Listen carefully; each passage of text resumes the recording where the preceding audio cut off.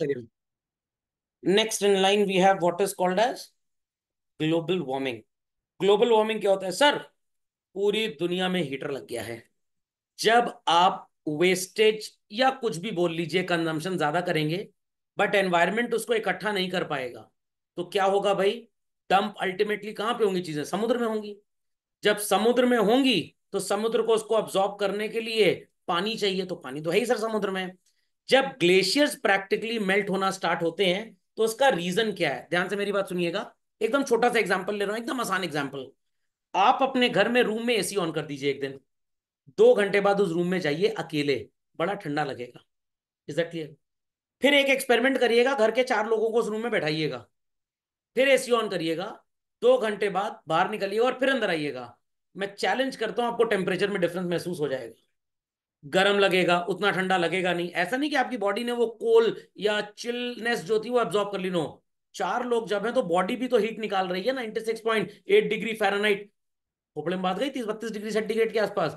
तो भाई वो हीट भी तो एसी एब्जॉर्ब कर रहा है। तो जब रूम में कम लोग होते हैं तो एसी ज्यादा अच्छा काम करता है, जब ज्यादा लोग होते हैं तो कम। तो जब लोग ढेर सारे हो जाएंगे दुनिया में, दुनिया को एक रूम समझ लीजिए, और सामान ढेर सारा हो जाएगा, तो व्हाट विल हैपन? हीट ज्यादा जनरेट होगी। जब हीट ऐसे ऐसे, हाथ के बीच में करिए, करी करी सब लोग, हवा आ रही है, ऐसे ऐसे करिए, हाथ तुरंत गर्म होने लग जाएगा। एसी चल रहा है तब भी गर्म लग रहा है कि नहीं लग रहा? तो भाई साइंस है। खोपड़े में बात गई, आपका जो आयन कटायन है वो रिएक्शन दे रहा है, एनर्जी क्रिएट हो रही है, और एनर्जी से चिलनेस होती है कि हॉट हीट डेवलप होती है। इट इज हीट चिल्ड्रन, हमेशा हीट डेवलप होगी।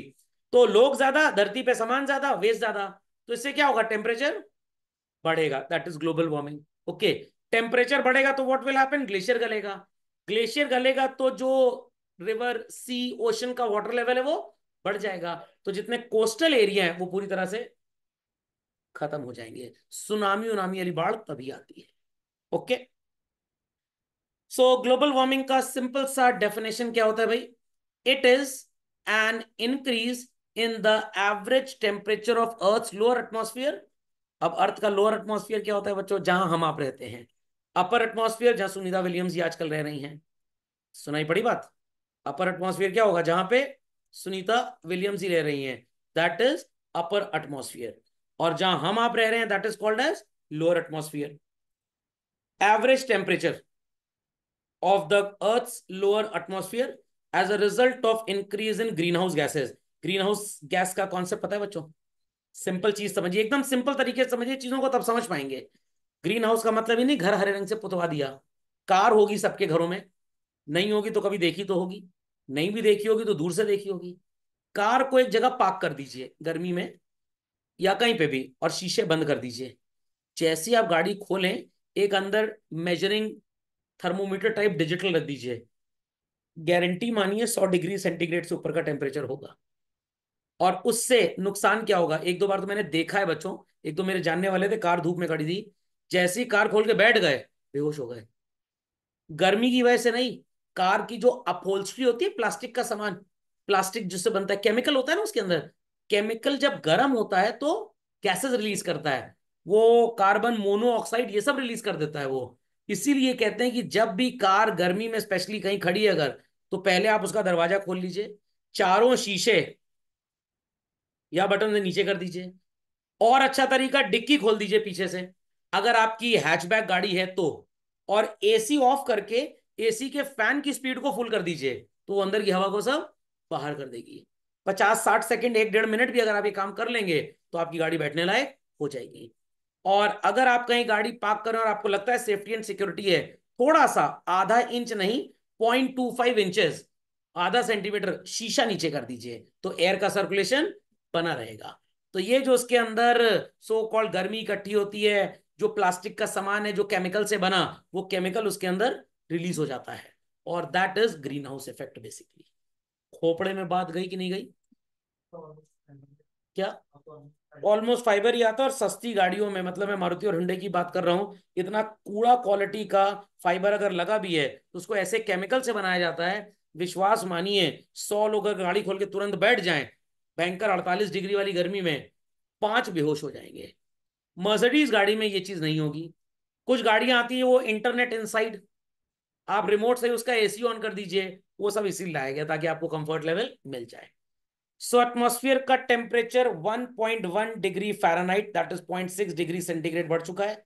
सी लेवल बढ़ चुका है बच्चों, और इसी वजह से इतने भूकंप वगैरह, जंगल काटे जा रहे हैं कि नहीं।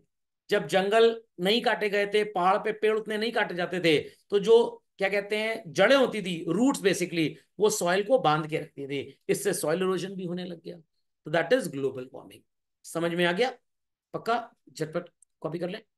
चलिए, सो 1.1 degree Fahrenheit is 0.6 approximately centigrade. Formula पढ़ा होगा फिजिक्स में, F/32 करके कुछ होता था ना, F-32/C, ऐसे ही कुछ करते थे हम लोग। चलिए, ये है बहुत बढ़िया धमाकेदार presentation. Changing rain and snow pattern, कभी भी बरसात हो जाती है। दुबई में तो बाढ़ आ गई थी, आर्टिफिशियल रेन कराई थी। स्ट्रॉन्गर स्टॉर्म्स आ रहे हैं। कोरल लाइफ क्यों डैमेज हो रही है? लोग शिप पे ट्रैवल करते हैं, कोल्ड ड्रिंक का ढक्कन ढक्कन सब फेंक देते हैं। Sea level has gone up. Warmer हो गए ओशन, इसलिए मछली भी मरने लग गई। प्लांट का लाइफ साइकिल भी बदल गया जब से लोगों ने हाइब्रिड फार्मिंग स्टार्ट कर दी। पर्मा फ्रॉस्ट, जहां पे वो बर्फ वगैरह जमती है, वो भी डिसमेंटल हो रही है। एक जमाना तो लोग बोलते थे कि शिमला में स्नोफॉल होती है। मैं 2020 में शिमला गया था फरवरी में, तो मेरे को टॉय ट्रेन वाले रास्ते में थोड़ी बहुत बर्फ नजर आई। उन्होंने लोगों ने बोला यहाँ 10 साल बाद बर्फबारी इस सीजन में आपको देखने को मिल रही है। और नहीं तो भूल ही जाइए, Shimla is no more hill station. Jammu लोग जाते थे माता वैष्णो देवी दर्शन करने 10 साल पहले, जुलाई अगस्त में स्वेटर पहनना पड़ता था। अभी मैं लास्ट ईयर फेब में गया था, इस ईयर फेब में या मार्च में शायद गए थे, हाँ, एकदम गर्मी जैसी इलाहाबाद में थी वैसी वहां पे थी। क्या? आप जम्मू कश्मीर चले जाइए, गुलमर्ग वगैरह कुछ एरियाज हैं, वो ठंडे रहते हैं, बट ओवरऑल टेम्परेचर वहां भी 20-22 डिग्री हो गया है। क्यों नहीं हो रहा? समझ गए? एनिमल माइग्रेट करने लग गए, स्नो भी कम हो गई। तो ये सारी की सारी गड़बड़ी सिर्फ पॉपुलेशन की and more extraction of resources की वजह से हो रही है बच्चों। Got it? So please put down the causes of global warming, children. Write down. Due to the burning of coal and petroleum products, जिससे कार्बन डाइऑक्साइड नेचर में ज्यादा जाता है, मेथेन, नाइट्रस। कहते हैं ना दिवाली पे कम पटाखे छुटाओ, कोई फर्क नहीं पड़ेगा। जितना दिवाली में पटाखा हिंदुस्तान में छूटता है, उससे कहीं ज्यादा वेस्टर्न कंट्रीज में न्यू ईयर और क्रिसमस सेलिब्रेशन में छूट जाता है। सबको हमारे पटाखे से प्रॉब्लम है। इंक्रीज्ड कैटल प्रोटेक्शन की वजह से भेड़ बकरी इतना ज्यादा पैदा हो गए हैं, ये चरते हैं जाके जंगलों में, जिससे क्या हो रहा है बच्चों? जंगल काटने पड़ रहे हैं, डिफोरेस्टेशन हो रहा है। फॉसिल फ्यूल का मतलब समझते हैं? कोल वगैरह की डिपेंडेबिलिटी बढ़ रही है, एक्सट्रैक्शन रेट बढ़ गया है। जंगल काट के पता लग गया वहां माइन है, या पता लग गया वहां पे ऑयल डिपॉजिट है, उसको उठा डाले। समझ में आ गई तीनों बातें? पक्का? झटपट कॉपी कर लें, क्विक एंड फास्ट। चलिए, ग्लोबल वार्मिंग के इफेक्ट्स क्या होते हैं बच्चों? तो ग्लोबल वार्मिंग की वजह से पूरे दुनिया जहान में चल रहे हैं हरिकेन्स आने लग गए। हरिकेन क्या होता है जानते हैं? भयंकर वाला तूफान। जैसे वो केदारनाथ में त्रासदी हुई थी, चल रहे हैं। तो that is one of the effects of global warming. Storms पहले इतने भयंकर नहीं होते थे जितने अब आने लग गए हैं। पूरे के पूरे शहर उजड़ रहे हैं, चल रहे हैं। और वो बद्रीनाथ में तो आ गया कि नए बद्री बन गए हैं, वहां पे घरों में दरारें आने लग गई। क्यों? हिली एरियाज में गवर्नमेंट का दिमाग खराब हो गया पिछले 10 साल में, और कह रहे हैं कि हम ट्रेन और रोड नेटवर्क को बढ़ाएंगे, तो हर जगह ब्लास्टिंग कर रहे हैं पहाड़ों में। और इंडिया के हिमाचल के पहाड़ कोई एल्प्स की तरह तो है नहीं, they are very new, 5000 years old only. Alps mountains जो यूएस के हैं या उधर रशिया के, जो बड़े पुराने हैं। तो यहाँ पे क्या हो रहा है कि जो ब्लास्टिंग हो रही है, इससे दूसरे पहाड़ अपनी एरिया से खिसक रहे हैं, और इस वजह से भी नुकसान पहुंच रहा है। Ice is melting worldwide, earth के सो कॉल्ड पोल्स पे चल रहे हैं, जिससे कोस्टल एरिया को खतरा महसूस हो रहा है। Tropical disease like malaria, cholera, dengue, chikungunya, ये सब तो चले गए। अब क्या आ गया? कोविड वगैरह चला आया। पोलर बेयर्स वगैरह एक्सटिंक्ट हो गए, और कितनी चीजें और एक्सटिंक्ट हो गई जानवरों में, जो ऐसे कीड़े मकोड़ों को खा जाते थे जो आप तक हम तक पहुंच नहीं पाते थे। अब जब यही मरने लग गए, तो ये कीड़े मकोड़े शहर में घुस आए हैं, और ये हमको आपको काट के चिकनगुनिया दे रहे हैं। मैंने बचपन में क्या 11th-12th तक कभी सुना ही नहीं कि चिकनगुनिया जैसा कुछ होता भी है। Now every person is getting infected with chikungunya और नॉट। तो ये सारा का सारा जो कर्म कांड है, ये सिर्फ और सिर्फ global warming and children sustainable development के साथ जो हम मजाक कर रहे हैं सिर्फ उसकी वजह से ही हो रहा है। अपडेट क्विकली, चलिए। तो समझ तो कम हो ही सकता है क्या? क्योंकि रिसोर्सेज को नहीं, बढ़ाना कम है। नहीं हो सकता, बट हम मैनेज कर सकते हैं। लाइक हफ्ते में 2 दिन साइकिल चला लो, इलेक्ट्रिक व्हीकल पे आ जाओ। Got it clear? But electric vehicle भी छोटे एरियाज के लिए, तो कोई भी व्हीकल मत यूज करो। कल को उसकी जब बैटरी की रिसाइकलिंग होगी तो और बैंड बजेगी। तो कहीं ना कहीं आपको पैदल चलने की जरूरत है। चिप्स कम खाएं, पौष्टिक आहार ज्यादा खाएं, ऐसी चीजों को थोड़ा कम करें जो इंडस्ट्रियली प्रोड्यूस्ड हैं। सर, तो जो लोग बना रहे हैं उनकी फैक्ट्री में कमाई कम नहीं हो जाएगी? भाई उनको भी थोड़ा रोल्स रॉयस से अपना टेस्ट होंडा सिटी पे लाना पड़ेगा। ओके? नहीं तो एक दिन ऐसा आएगा जब आप रोल्स रॉयस चलाने के लायक ही नहीं होंगे। So what are the effects of economic development on resource allocation, children? तो economic, sorry, of global warming, sorry. तो बायोडाइवर्सिटी की कायदे से बैंड बजाई जा रही है, और बायोडाइवर्सिटी अवेलेबल नहीं है। कैसे अवेलेबल नहीं है सर? लॉस कैसे हो रहा है? काफी कीड़े मकोड़े मर जा रहे हैं, काफी एनिमल्स जो एग्जिस्ट करते थे पहले वो एग्जिस्ट कर ही नहीं रहे हैं। इतना ज्यादा एफ्लुएंट इंडस्ट्रीज से रिलीज हो रहा है, वाटर टेबल तक जा रहा है वाटर की, जिससे लैंड की जो क्वालिटी और फर्टिलिटी ऑफ सॉइल है that has been degraded, children. और इसकी वजह से जो खाने पीने का सामान उगाया भी जा रहा है उसमें भी केमिकल कॉम्पोजिशन ज्यादा है। इस वजह से कम उम्र में students are suffering from eyesight vision damages. What it clear? और इसी वजह से बच्चे थोड़े इंटेलिजेंट भी कम ही बन रहे हैं आजकल। कुछ भी ऑर्गेनिक नहीं। कुछ भी ऑर्गेनिक है ही नहीं। एयर पोल्यूशन बढ़ता जा रहा है, स्मोक पोल्यूशन बढ़ता जा रहा है बच्चों, जिसकी वजह से एस्थमेटिक हो रहे हैं बच्चे। Got it clear? Fresh water को मैनेज करना is becoming very very very difficult. Solid waste management is also becoming super difficult, children. तो इन्हीं सब चीजों से आजकल ये सोचा जा रहा है ब्रेक्स, टाइल्स उसी वेस्ट से अगर हम बना दें तो अब टू अ लार्ज एक्सटेंट हम उसे रिसाइकिल कर सकते हैं।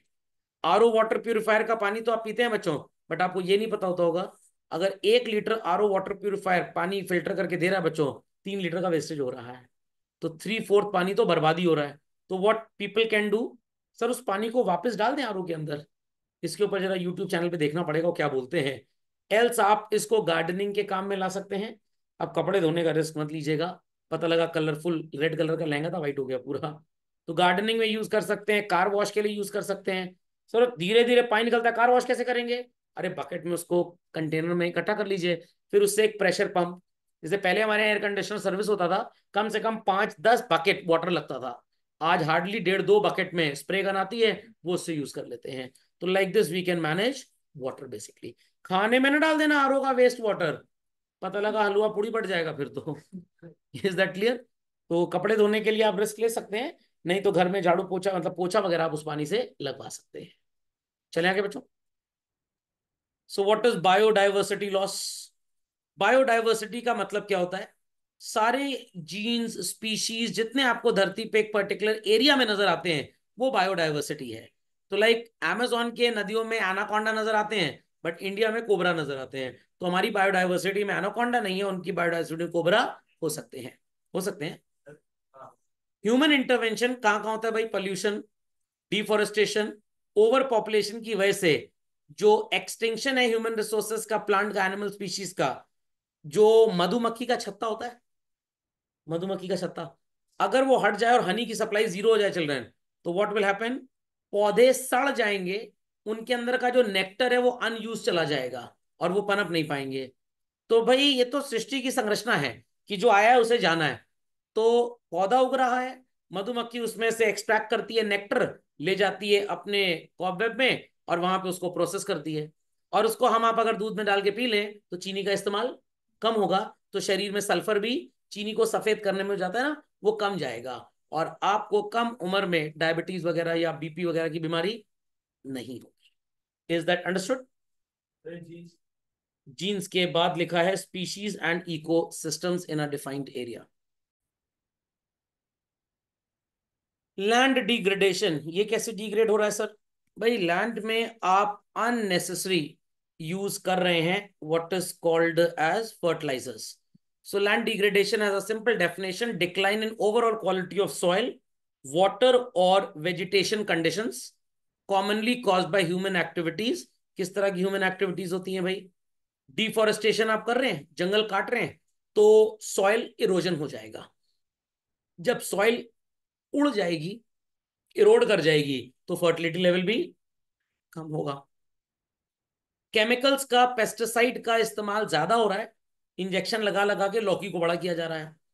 इरिगेशन सिस्टम को ठीक से मैनेज किया नहीं जा रहा, majority of the water gets wasted. Canals में पानी तो है, बट अगर उसको कवर कर दें सोलर पैनल से, मैंने आपको बताया था लास्ट लेक्चर में, तो कनाल का पानी एक तो सूखेगा नहीं, पूरा यूज होगा, इवेपोरेट नहीं होगा, और सोलर पैनल से आपको फ्री की इलेक्ट्रिसिटी मिल सकती है। Unsuitable fuel wood and fodder extraction, jungle sorry खेत जलने वाली बात तो आपने सुनी होगी। हरियाणा में जब खेती हो जाती है तो जो स्ट्रॉ होता है, अंग्रेजी में STRAW, वो पाइप नहीं, कोल्ड ड्रिंक पीने वाला, जिसको छाल बोलते हैं, फसल का वेस्ट, उसको फार्मर्स जला देते हैं। तो उससे क्या होता है, पॉल्यूशन दिल्ली तक चला जाता है, तो वो अलाउड नहीं है। फार्मर्स क्यों जलाते हैं? फार्मर्स हैव अ फील कि जब हम इसको जला देंगे तो एक तो कटाई में जो पैसा लगता है लेबर का वो कम हो जाएगा, और उससे लैंड की फर्टिलिटी रीगेन हो जाएगी, और उससे पोल्यूशन जितना ज्यादा होगा ये कोई नहीं सोचता है। तो due to this we are degrading our land as a resource. चलिए चलो आगे। एयर पोल्यूशन, ये तो सबको पता है, मेरे को बताने की जरूरत ही नहीं है। कुछ लोग इलेक्ट्रिक व्हीकल्स पे आ चुके हैं, तो मेरे को तो लगता है कि इंडिया में एक रूल आ जाना चाहिए कि 18 साल क्या 21 साल से कम उम्र में अगर आप जॉब में हैं, अर्न कर रहे हैं, then only you should be allowed to use a vehicle. Else either walk 11 number की गाड़ी और have a cycle. Is that clear? अरे सर बहुत देर लगती है। क्यों, आपके पापा आपके मम्मी भी तो स्कूल जाते थे, कोचिंग जाते थे, क्या उनके पास साइकिल नहीं थी? साइकिल ही थी उस जमाने में। कहाँ उस जमाने में इतने पैसे होते थे घरों में? तो ये कंपेल कर देना चाहिए। बट हिंदुस्तान है, उधर से वो हीरो होंडा मोटरसाइकिल एक्टिव वाली कंपनी वाले नेताजी घूस पहुंचा देंगे, ए ऐसा कानून ना लाओ, हमारी गाड़ी बिकनी बंद हो जाएगी। मैक्सिमम 21 साल का तो लोग खरीदते हैं गाड़ी कम से कम। व्हीकलर पॉपुलेशन सॉरी पोल्यूशन इतना ज्यादा है जिसकी वजह से अर्बन एरियाज में तो आप सांस ले ही नहीं सकते। AQI लेवल याद है? मैंने बताया था ना, मैं धनौल्टी गया था, इट वॉज 16। 50 तक तो गुड फॉर हेल्थ है, और दिल्ली का जो AQI लेवल है वो इतना भयंकर है कि इंसान सिगरेट पी के शायद बच जाएगा, बट दिल्ली की हवा में सांस लेकर नहीं बच पाएगा। ओके, तो एयर पोल्यूशन की डेफिनेशन लिख लीजिए आप। Presence of material in air that causes so called harmful effect to man as well as environment. So in this slide of mine it is mentioned children, air pollution is widespread in urban areas where vehicles are major contributions, but आजकल urban के साथ साथ ये rural area में भी काफी हो गया है, क्योंकि उनके पास भी पैसे आ गए, ट्रैक्टर्स तो थे ही थे, वो सभी कार वार खरीद रहे हैं आजकल। नंदस, चलिए। So number of vehicles have increased, एक छोटा सा आपके लिए कॉम्बिनेशन है। 1951 में 3 लाख व्हीकल्स थी, 2003 में कितनी है? 67 करोड़। डेटा देख लीजिएगा मिनिस्ट्री ऑफ रोड ट्रांसपोर्ट का, पता लग जाएगा कितनी vehicles as of today registered है बच्चों। ये तीन का सोचिए, 24 में 23 में कितना रहा होगा। And two wheeler 80% of the people who have vehicles children, personal transport vehicles, two-wheeled vehicles and cars constitute 80% of the total number of registered vehicles children। सोचिए, 80% of the total number of registered vehicles जितने country में हैं, total जितने, उसमें 80% क्या है? Two wheeler. कितने पास तो टू व्हीलर भी और फोर व्हीलर भी है। हाँ कार्स ना, तो मतलब जो ट्रक वगैरह है वो छोड़ के, वो छोड़ के, हाँ मतलब जितनी गाड़ियों का टोटल रजिस्ट्रेशन है, ट्रक बस सब कुछ मिलाकर 80% सिर्फ टू व्हीलर्स और कार्स ही हैं चिल्ड्रन। ओके, चलिए तो कौन कौन सा पोल्यूशन जाता है देख लीजिए। केमिस्ट्री हो गई पूरी आपकी आज। Nitric acid, NO2, VCO, particulate material, SO3, H2SO4, H2O2, nitric acid, particulate matter, ozone, O3, ammonium nitrate and all that मिल गया। एरोप्लेन से भी, इसलिए मैं हवाई जहाज से सफर ही नहीं करता हूँ।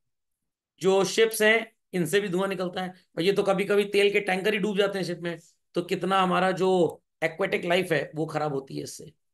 समझ गए? Everybody understood? तो we need to manage this children. कैसे मैनेज करेंगे, this we'll study in the next lecture.